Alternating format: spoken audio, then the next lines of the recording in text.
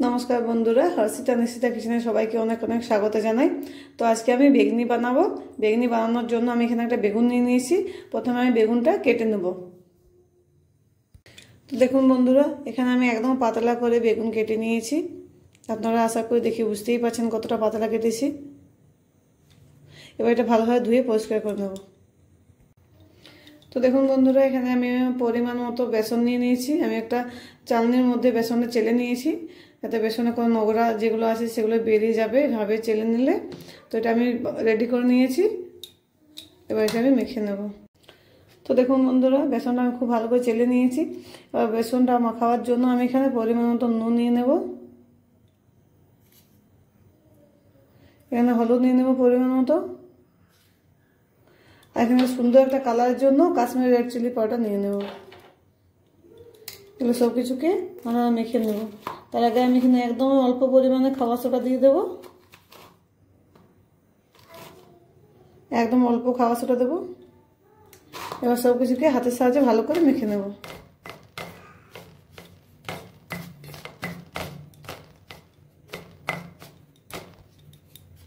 এবার জল দিয়ে এটা মেখে নেব।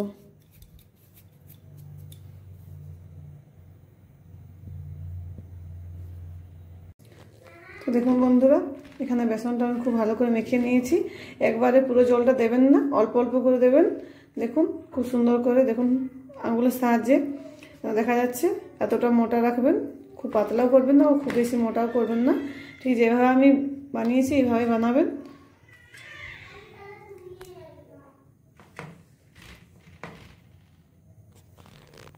দেখুন বন্ধুরা আমার কড়াটা গরম হয়ে গেছে। এবার আমি বেগুনিগুলো ছেঁকে নেওয়ার জন্য তেল দিয়ে দেবো পরিমাণ মতো।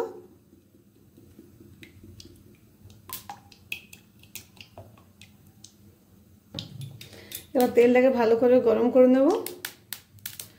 যতক্ষণ তেলটা গরম হচ্ছে ঠিক সেই সময়ের মধ্যে আমি বেগুনগুলোর মধ্যে হালকা হলুদ লাগিয়ে নেব।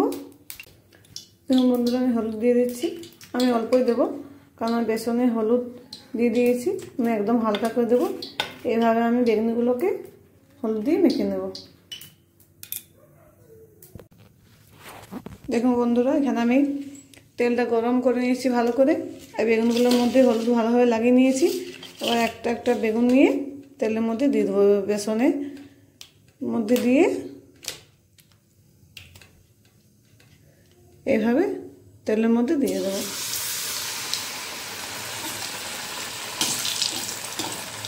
এইভাবে উপর দিয়ে হালকা হালকা তেল দেবেন, তাহলে বেগুনিটা খুব সুন্দর ফুলে উঠবে। খেতেও খুব ভালো লাগবে, দেখতেও ভালো লাগবে। একদম ফুলকো ফুলকো বেগুনি হয়ে যাবে।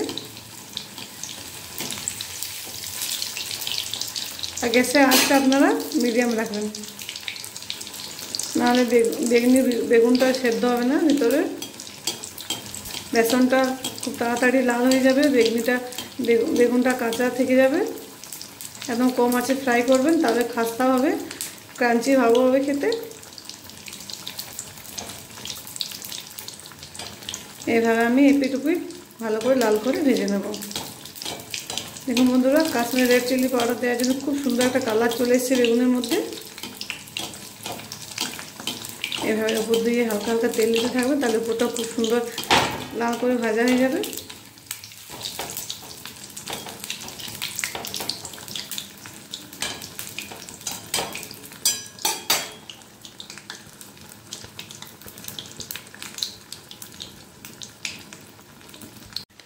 দেখুন বন্ধুরা এখানে বেগুনিটা ভাজা হয়ে গেছে। এবার এটা আমি তুলে নেব।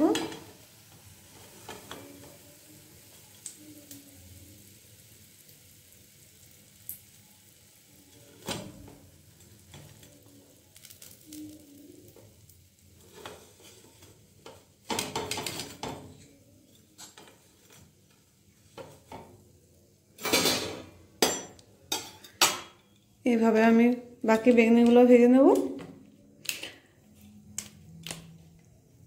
আপনাদের কাছে যদি বাটার পেপার থাকে তাহলে ওটা ইউজ করবেন, তাহলে বেগুনির গায়ে যে তেলটা লেগে আছে ওটা অ্যাবজর্ব করে নেবে।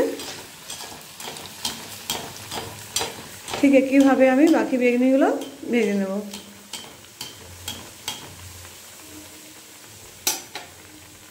গ্যাসের আঁচটা আপনার মিডিয়াম টু লো আঁচে রাখবেন। দেখুন বন্ধুরা, কীভাবে আমি বেগুনিটা ভেজে নিয়েছি, এটা হয়ে গেছে। এবার এটা আমি তুলে নেব। ভালোভাবে তেলটা ঝরিয়ে নিতে হবে ছান্তার সাহায্যে। ঝাঁঝরা হলে খুব ভালো হয়, তাহলে খুব তাড়াতাড়ি তেলটা ছেড়ে দেয়। এটাতে একটু টাইম লাগে। দেখুন এভাবে আমি সবকটা বেগুনি ছেঁকে নেব।